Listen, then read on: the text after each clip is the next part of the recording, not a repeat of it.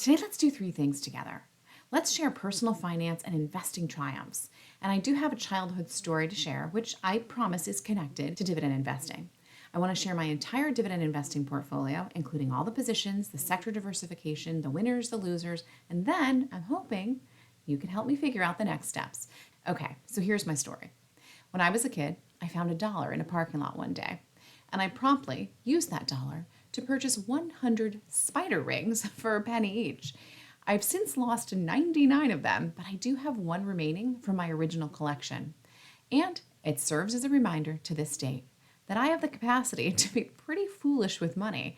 And given the pile of consumer debt I had once accumulated on top of my mortgage, I maintained that high level of foolishness for quite some time. But earlier this year, I finally freed myself from the final encumbrance of debt and paid off my mortgage. In celebration, I did some cartwheels across my front lawn. And it was through a desire to be in control of my financial future that I was able to cast the foolishness aside, create a goal, develop a strategy, and start a dividend investment portfolio that will create a passive income stream for me. My dividend investment portfolio is now worth $81,101.46. And yes, the last month was pretty rough on most of us, even though we continue to add. It's presently producing $3,759.46 a year, or $313 a month in dividend income. Now, some income investors might not be impressed with my overall yield, and I often see in the comments that I should be making 10% off my money, but I'm pretty proud of how far I've made it because I only just started this dividend investment journey 2 years ago. And as with my 100 spider ring purchase, when I put my mind to something, I fully commit, and this portfolio is no different. So let me show you what I've accomplished in the last 2 years. Now, because my investments are split between M1 and some Fidelity accounts, I use the Dividend Tracker because it pulls all the data together for me in one place, and I really like the visuals. And if you think it might be helpful to you, there's both free and paid versions, so I'll leave a link for you in the comments below. I presently have 41 holdings, the largest being SCHD with just under $20,000 in value, and the smallest holding is Little Fuse, currently valued at $72.98, which is part of my Big Safe Dividends portfolio experiment. I really wanted to get your take on my diversification, so I'm going to share my portfolio with you by way of sectors. So let's start with consumer discretionary. The total value here is $6,678, with 54% invested in Home Depot and the remaining 46% invested in Lowe's. Consumer staples sector is presently made up of 5 holdings that accounts for just about $10,000, the total portfolio value. Included here are Hershey, Kroger, Altria Group, Pepsi, and Procter & Gamble. Within the energy sector, I have $2,276 invested, all of which are invested in Chevron. I have 3 ETFs that account for the largest portion of the portfolio at $26,617, with SCHD accounting for just under $20,000 of that. Also included is a small position in DGRO and 14% in JEPI. I have 6 companies that fall in the financial sector, accounting for $11,654 value.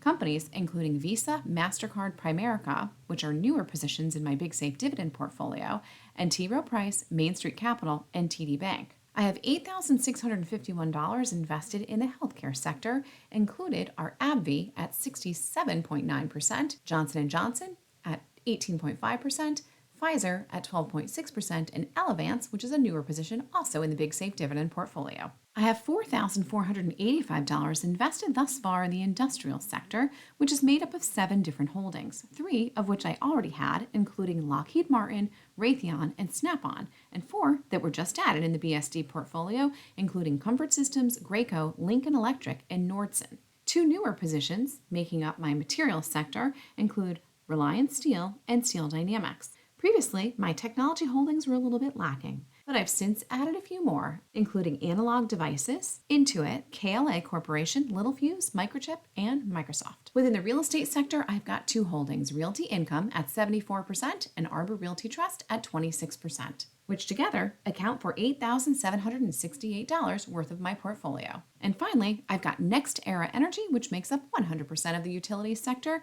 with $562 invested. Headed back to the Dividend Tracker, you can see my best performer is Broadcom, and I'm up 25%. And popping on over to Seeking Alpha, you can see why. Year to date, Broadcom is actually up in share price by 54.94%.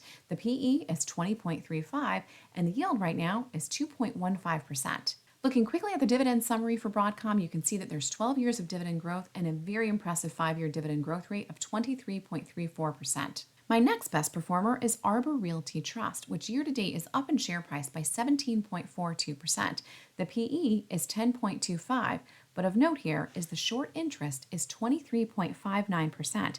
So this is definitely representing some risk. And of course, anytime you see a higher yield, and in this case 10.81%, you might be taking a bit of a chance. But along with that 10.81% dividend yield, Arbor Realty Trust has 9 years of dividend growth and a 5-year dividend growth rate of 12.89%. Rounding out my top 3 is Lowe's Companies, who year to date is up in share price by 16.2%. The dividend yield is 1.9% and the PE is 17.21. What I really like about Lowe's is 59 years of dividend growth and a 5-year dividend growth rate of 19.97%, and a payout ratio of 30.84%, leads me to believe that they'll be able to continue to grow and pay us these dividends.